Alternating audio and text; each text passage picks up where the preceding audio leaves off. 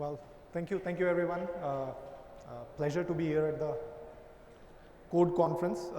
And I was having a conversation, I arrived an hour early.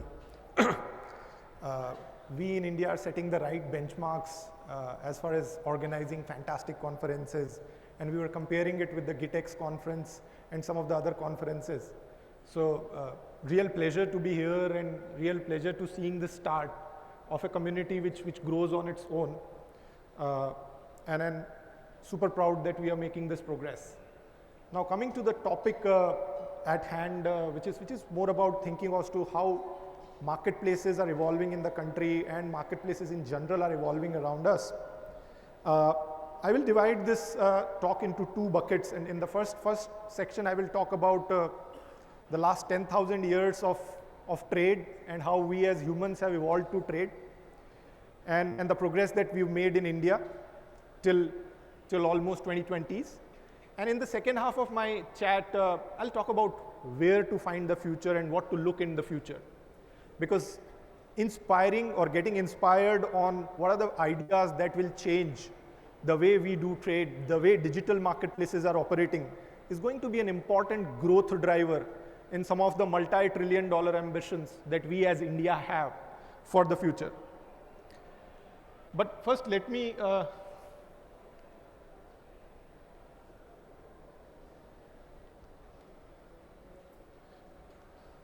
establish my credentials to be able to talk about trade. And then you are talking to, the person who's talking to you is a multi-generation Baniya coming from the heart of Rajasthan in Bikaner. So my great-great-grandfathers migrated from Bikaner to a place near Ajmer in Kekri. And the references that I'm making, because I'm coming from a Marwari family, so born and brought up in trade. Until my grandfather's time, we used to be what is called Nagar Seths. So the trader who funds the kings for war or welfare. So my dad's side, and so we used to have a very large iron business in Kekri. And my mom's side, we used to have a very large clothes business. In fact, they still continue to do that. So that's me, and then for the last 10, 12 years, I have been evolved and immersed in digital marketplaces. So my journey actually started with what I call the University of Indian Internet E-commerce, that is Times Internet Limited. So I started my career at India Times Shopping, which at least some of the folks sitting in the front row would definitely have used for Rakhi gifting, if not more, right? So that's who you are talking to. But well, let's maybe think about how actually trade started 10,000 years ago. And the simplest way is to look at, and I have a 5-year-old and a 10-year-old at home, and they do trade. So there can be a trade between one piece of toy and a ball. If you want, there is a barter. Barter is the most instinctive piece of trade that most humans have indulged in from the very beginning. And it comes very naturally to us also. And the reason is that for majority or most of our existence, we've actually bartered.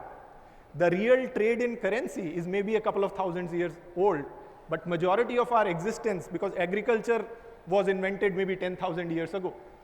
So for close to 8,000 years, we were doing trade as barter, and in the last couple of thousands of years, we've done trade with currency at one end and something else on the other end. So that's the most natural trade that we've done.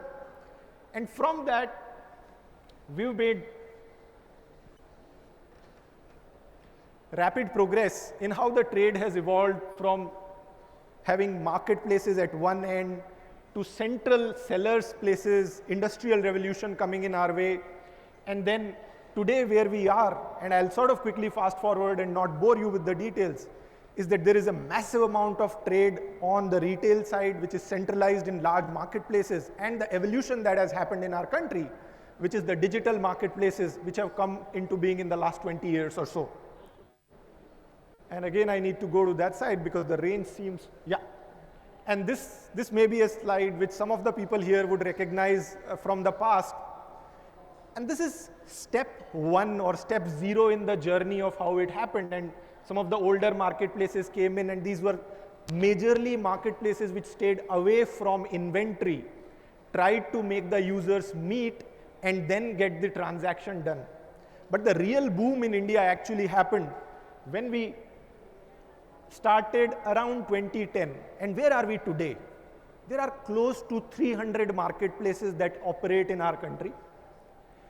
The total GMV of goods and products and services transacted is between 60 to 70 billion dollars. On a 1 trillion retail that this country does, estimates 2022-2023, that's close to 6 to 7% of our total trade. And that is a massive shift which has happened in the last 20 years. And all of us must feel very proud of the way the digital revolution has taken across categories, from travel, which is the initial days, to goods, and now services, etc. So, quite proud of the progress that we've made. But at the same time, if I start to think about future, and I start to look around ideas, and now I'll throw a few hard statistics at you. While the 6 to 7 penetration of digital marketplaces is there in India, in US the same percentage is at 15%. And the US retail is close to $7 trillion.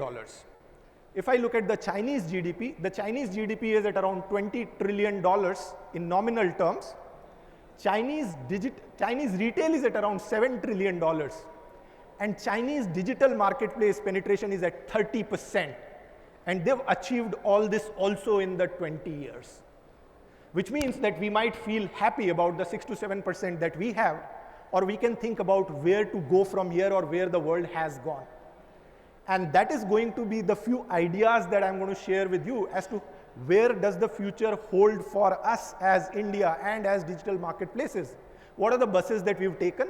What are the buses that we can skip so that from 7% we can move to 25, 30%?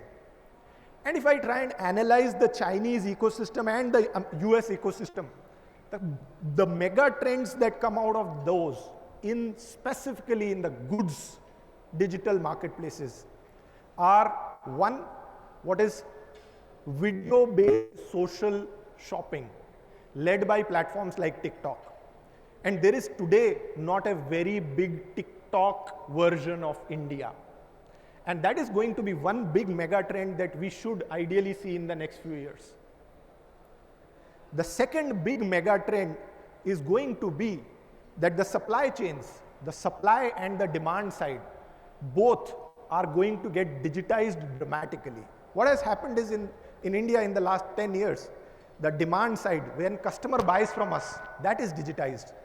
But if you look at the supply side or the supply chains, they are largely non-digitized and are operating at principles when I started my career in 2006. The supply chains at some of the FMCGs have also not dramatically overhauled themselves.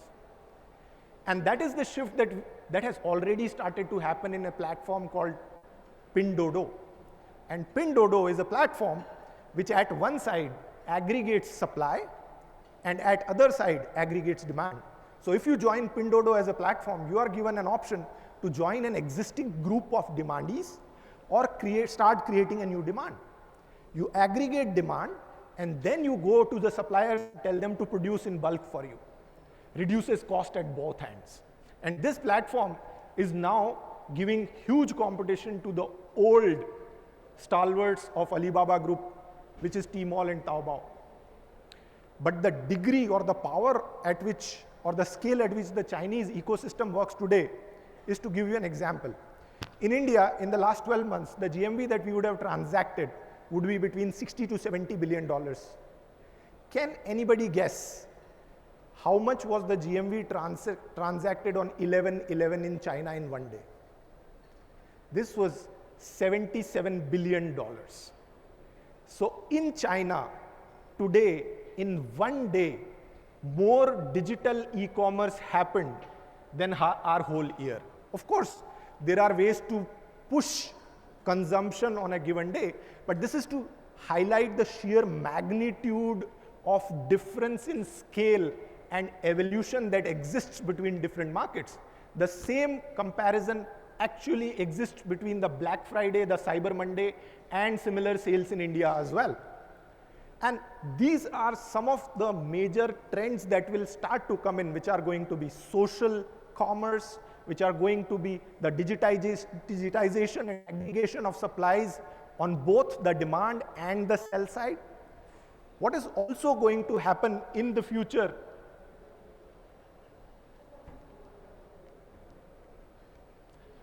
is what Mr. Amit Jain was talking about, which was customer obsession. The way we've started selling products or goods online is by channel. This is an online customer, this is an offline customer. And the evolution is going to be, I will sell to the customer where the customer is. The customer definition of an online or an offline customer is going to get hazy or is going to get dissolved. It is going to be the customer which will have multiple journeys, which are going to have an interplay between online and offline. You could walk into a store, look at a product, do a price comparison of that product online, place an online order of that product in that store, and that product can be delivered to you from another store. And this is an experience that I go through when I shop at Decathlon today in India. And many other retailers are trying to emulate themselves in this manner. And that is why you see that a lot of e-commerce companies today are investing or buying offline retailers. And that is why you see today a lot of offline retailers investing into muscle, technology, and acquisitions in the online space. So fundamentally, in 5 to 10 years from now, there would be no offline retailer or online retailer. There would be no offline consumer or online consumer. It is going to be the consumer wherever he or she is. The brands and the platform will cater to the customer there. And these journeys and these differentiations that we created to help us or for our convenience are going to get diluted. So that's going to be one very big trend, and you're already seeing that with the advent of almost all large business houses getting into online and offline retail in the country. The second big change that we will see is that a lot of our B2B supply chains, which have not been the fashionable places for the PEs and VCs to invest, will start to see investment. To give you the comparison, while I said that 6 to 7% of our retail transactions or retail GMV has moved, but that same number for B2B is close to 1.5%. So the B2B businesses are lagging behind when it comes to digital marketplace-based transactions.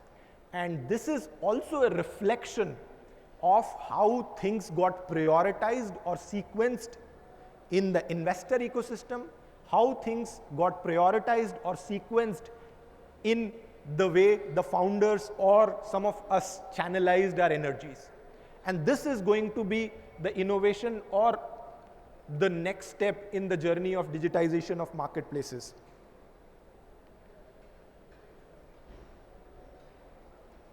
This is one big change that India has seen in the payments ecosystem. The government came in and disrupted it while it was growing on its own, and that disruption actually dramatically accelerated the growth of online payments, mobile money payments in the country. The same disruption can or may happen in case of e-commerce as well. And here, because the players which have already built their businesses, such as Amazon and Flipkart, have already started to take this into account in their future strategy. That is why you see some of these platforms already offering their products and services on the government-led initiatives. Personally, I believe that government can and should be a great enabler to businesses. Government running businesses may or may not be a great idea.